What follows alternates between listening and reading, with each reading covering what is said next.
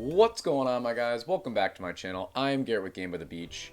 Very excited to be here with you today because we are jumping into part 2 of our Rush for Glory journey to where we're trying to get Minotaur and trying to collect the maximum amount of rewards for Rush for Glory. So like I said, this is part 2, so if you guys missed part 1, definitely check that video out. I believe it was posted yesterday, so go on over to my channel and watch it. But without further ado, let's jump right in to our first game here, where I believe I saw that this was the 500 crit one. So I think this is the first ticket, the one ticket one, and this was definitely my favorite deck for the Rush for Glory event. Cultist just seems really strong, especially when you are bouncing back and forth between having 500 crit or the 1000 crit. And you can see we're actually going up against a mirror match right now. And I like my chances. I really do like my chances. We got Gadget in here. I think my Gadget's only level 2. You'll actually see it go around. He found the first cultist of the game. We found one as well, and yeah, as soon as we find that first cultist, I feel a little bit more comfortable, obviously, because then I know we're at least going to not brick. We're not going to brick right away. If we have one cultist, we can copy more with our Harlequin if we absolutely need to. But like I said, I think this is my favorite version of the deck. There are decks out there that have Scrapper in them rather than Chemist. There's decks out there that have Scrapper with Chemist out there. I think Harlequin is crucial in this deck because, especially with the low crit, you know, like I said, 500 crit versus 1000 crit, you're not going to be doing as much damage as you are accustomed to. So having Harlequin and copying those cultists if you're kind of having trouble finding them, which I feel like is really often. Now, whenever I run a cultist deck, I feel like I always have a little bit of trouble finding them early on. But you can see we're going up against Tribunal in 17 seconds here. He's got a beautiful looking board of a 4 and a 2. And we've got 3 cultists, 2 portal keepers, and 1 chemist. So we are going to be able to protect 2 of our units. I'm obviously going to choose the cultists, and we can kind of go from there. But as you can see, this is obviously not live. As you probably know by now, I was traveling for the past week, so I recorded these early on, and now we're just talking and voicing over them and doing all that. But if you guys are enjoying this video, make sure that you are subscribed to the channel, like the video, and also check out those memberships. We got a lot of cool perks that I know you guys will enjoy, including the ongoing raffle for you to win your very own Mallard mug. All you got to be is a rare member. Hit that join button on YouTube to check out all the other perks, but they also include a weekly newsletter that I write. You get unique emotes, emojis that you can use in the comments. What else do? We have a members-only Discord chat where you get weekly wallpapers that are made by my art guy, which are very cool. So if you're interested in any of those, definitely check those out. The Discord link is in the description for you guys to get into that members-only Discord. But so far, so good, okay? Since I've been playing this deck so much, one thing that I have realized is it's actually really important to level up your chemist. If you can get a high-ranking chemist, you're going to be in a really good spot because it's pretty easy to get to 2 pluses, 2 Ts with cultist, and getting to 3, it's not always my goal, okay? You can win a lot of these games with 2 pluses and a high-ranking chemist, okay? My goal is to get a very nice high-ranking 2 pluses and 1 chemist. If we can get to 3 cultists, or 3 pluses, I should say, that's great. I'm all for it, but it's not the main priority. So you can see right there, I'm leveling up my cultist. We do have Puppeteer coming up, and I like our board so far. We've got the two pluses. We're going to be leveling up our cultist. We're going to be leveling up our chemist, and if we check out his board, he's doing pretty much the exact same thing. Maybe his board is slightly more spread out. Not really. We have the exact same board. It's just that I have a level 3 chemist, and he has a level 2 chemist. That's the only difference right now. And obviously, card levels are the same. Crit is the same. Our heroes are not the same, but I didn't really look at what his hero was in the beginning of the game.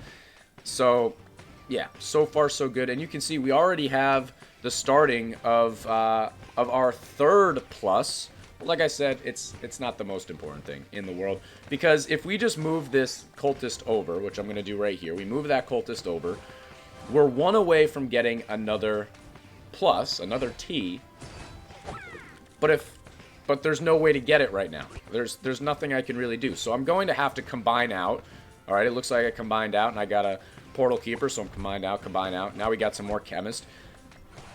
We got to our 2 pluses, so I'm happy to kind of move things around. We've got a high-ranking chemist. We've got 2 rank 3s, which is obviously more than we need. We're going to combine out 2 rank 3s right there, and we got a portal keeper. Not exactly what you want. But we still have those 2 Ts. So if I'm going to break my board and continue to combine out, I'm just going to focus on not breaking those 2 Ts. And if, you know, in the makings of getting that 3rd T, I'll go and break those because we had rank 1s in garbage over there. But it still looks like we're in the lead. It's absolutely going to be a battle right here. We're going up against Gorgon. Neither of us are going to have issues against Gorgon. He's got 700 that he's dealing with. We've got 200. I hit it with that emote because we both have rank 3 and 4 portal keepers in the exact same spot.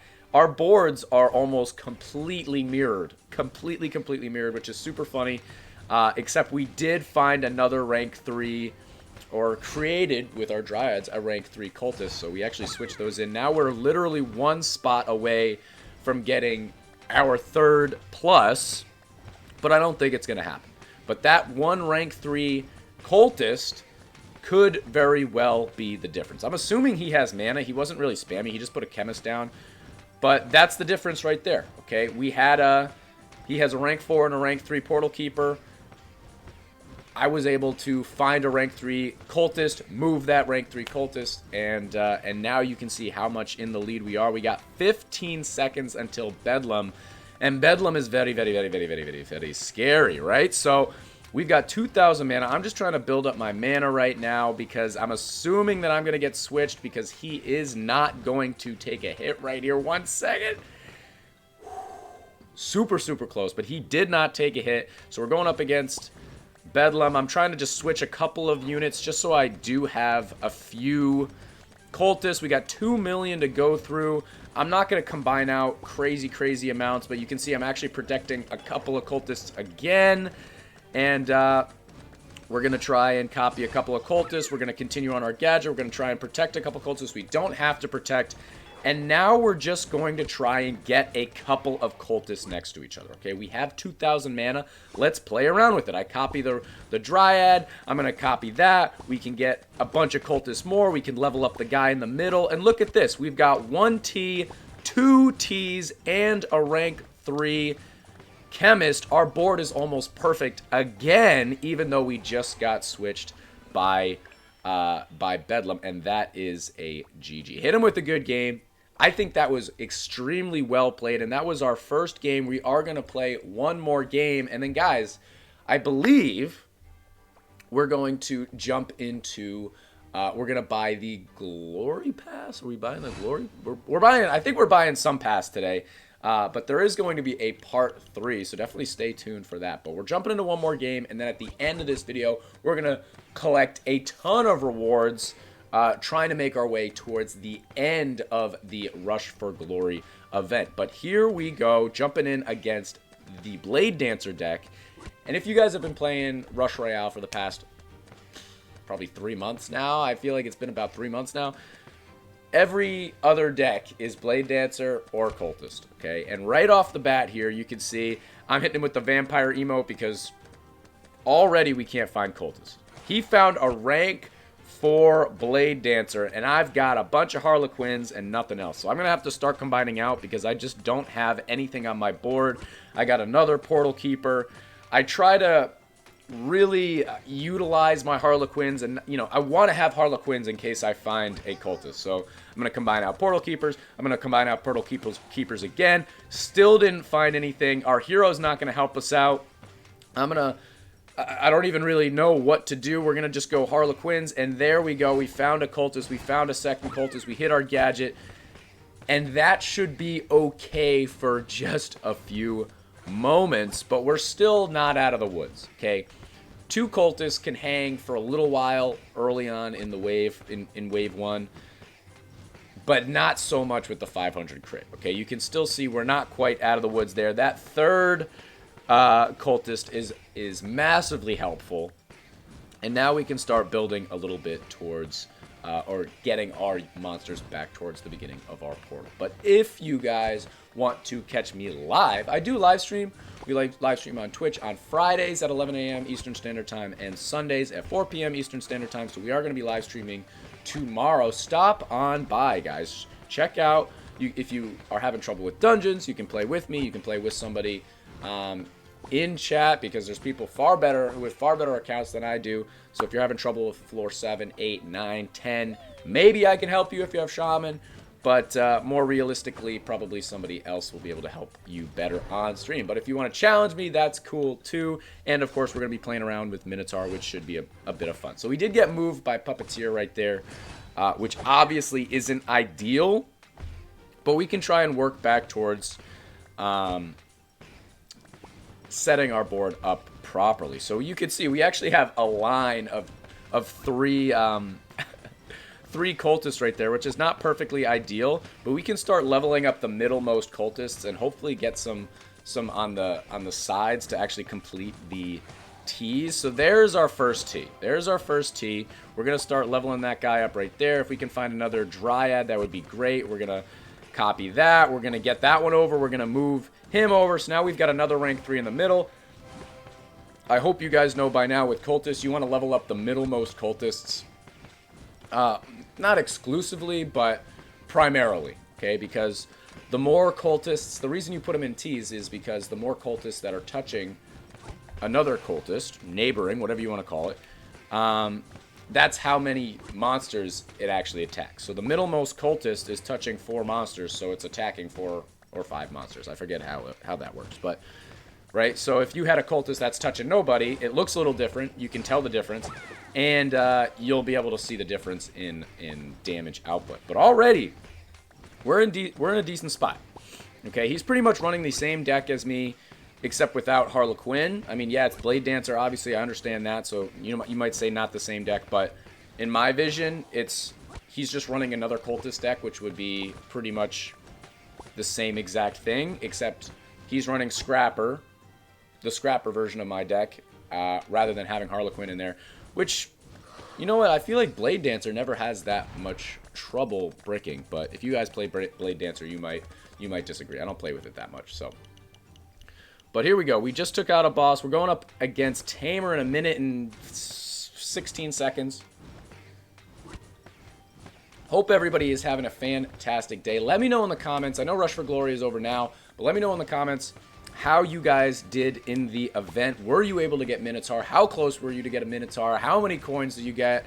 Yeah, I'm curious. I'm curious to where most people got, because I'm pretty happy with how we did in the event, but we did spend a decent amount of money. So, not a decent amount of money, but a little money, you know.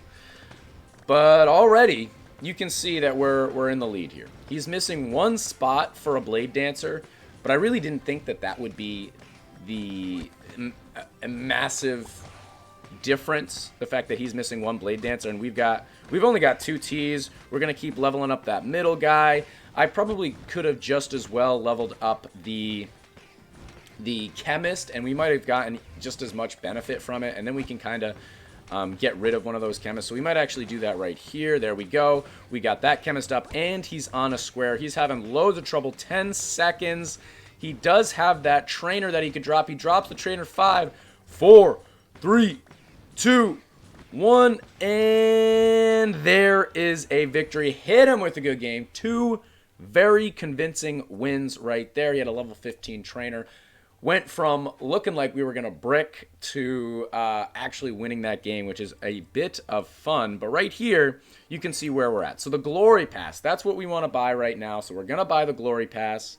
It's only $10, and you get 8,000 event points, as well as all the left side rewards. So we just completed our purchase, another $10. So this right here caps off a total spending of $110 for this event, and I just want to showcase what you get for buying the Glory Pass, as well as the $100 pack for Minotaur. So like I said, this is part 2. So the first part was posted yesterday, and we did get Minotaur yesterday, so definitely go check that out.